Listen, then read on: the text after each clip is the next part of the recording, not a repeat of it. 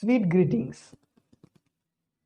Our today's topic, compound nouns, collective nouns and possessive nouns. இந்த 3 நவுன்களை பற்றி தான் நம்ம இன்னைக்கு பார்க்க போகிறோம். இந்த 3 நவுன்களையும் எப்படி பயன்படுத்துவது, இதனால் நமக்கு பயன் என்ன, பேசுவதற்கும் பயன்படுத்தக்கூடிய வழிமுறைகளையும் நாம் இன்னைக்கு பார்க்க போகிறோம். உங்களுக்கு இதில் ஏதாவது டவுட் இருந்துச்சு அப்படின்னா you just comment in the comment section. I will reply you there. So let's, if you like this video, subscribe, like and share. The first one is compound nouns. Compound noun அப்படின்னா 2 வார்த்தைகள் சேர்ந்து ஒரு பொருளை தரக்கூடிய ஒரு noun தான் compound noun. பொதுவாக compound nouns அப்படிங்கிறது people, animals, places, things, ideas இந்த வார்த்தைகளை பயன்படுத்தி 2 அல்லது அதற்கு மேற்பட்ட வார்த்தைகளை சேர்த்து ஒரு காம்பவுண்ட் நவுனை உருவாக்கலாம். மோஸ்ட்டாக காம்பவுண்ட் நவுன்ஸ் அப்படிங்கிறது அட்ஜெக்டிவாலேயோ இல்லை வேறு ஏதாவது ஒரு நவுனாலேயோ மாடிஃபை பண்ணப்பட்டதாக இருக்கக்கூடியதான் இந்த காம்பவுண்ட் நவுன். சம்டைம்ஸ் 2 நவுனாக இருந்தாலும் ஒரே வார்த்தையாக வரும்.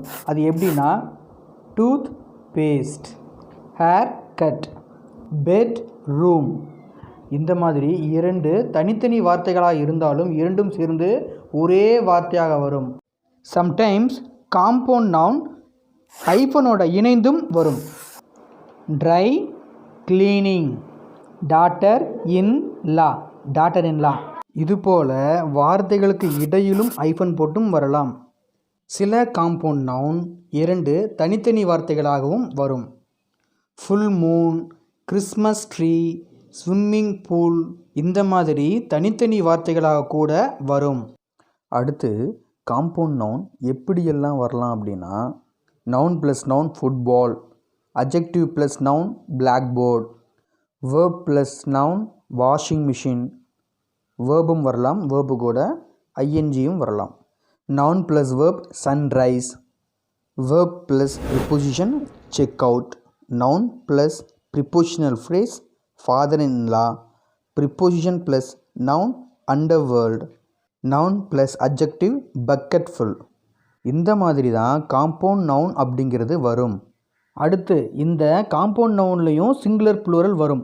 அப்படி இந்த சிங்குலர் ப்ளூரலுடைய கிராமர் ரூல்ஸை தெரிஞ்சுக்கிட்டோம் அப்படின்னா தயக்கம் இல்லாமல் பேசவும் கற்றுக்கொள்ளலாம்.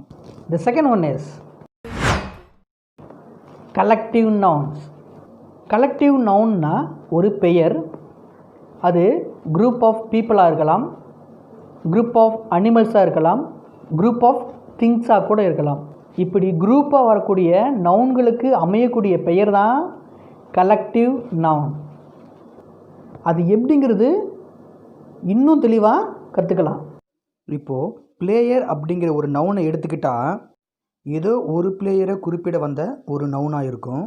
இதுவே பிளேயரை ஒரு குழுவாக சொல்லணும் அப்படின்னா டீம் அப்படின்னு சொல்லலாம்.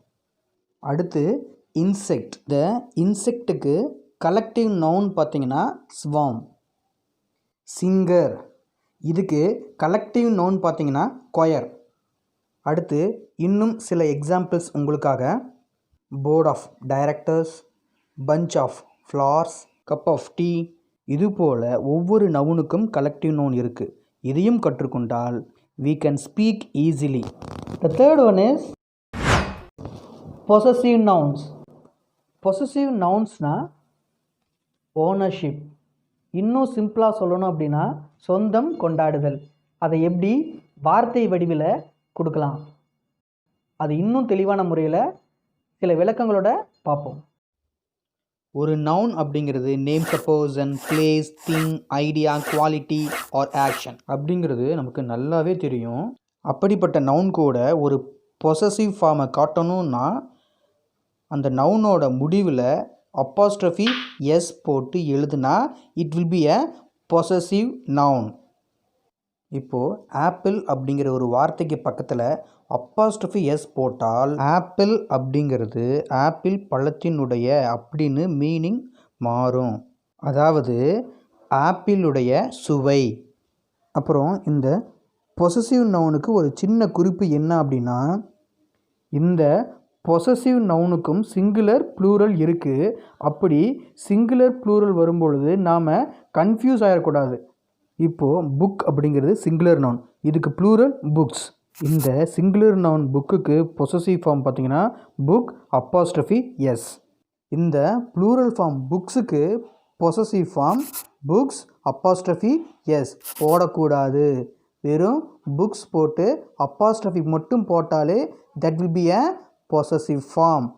உங்களுக்கு இன்னும் சில எக்ஸாம்பிள்ஸ் சிங்குலர் பொசசிவ் நவுனுக்கும் ப்ளூரல் பொசசிவ் நவுனுக்கும்.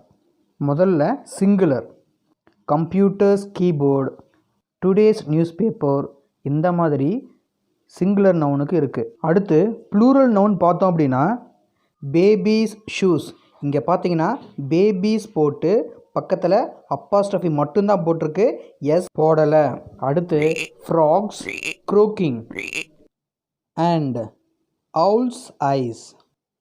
அடுத்து ஒருவேளை ப்ளூரல் நவுன் எஸ்ஸில் முடியல அப்படின்னா அப்போஸ்ட்ரோஃபி எஸ் போட்டு எழுதலாம். For example women's cloth, children's toys. இப்போது உங்களுக்கு தெளிவாக புரிஞ்சிருக்குன்னு நினைக்கிறேன். அதனால் நாம் அடுத்த வீடியோவில் ப்ரொனவுனோட சந்திப்போம்.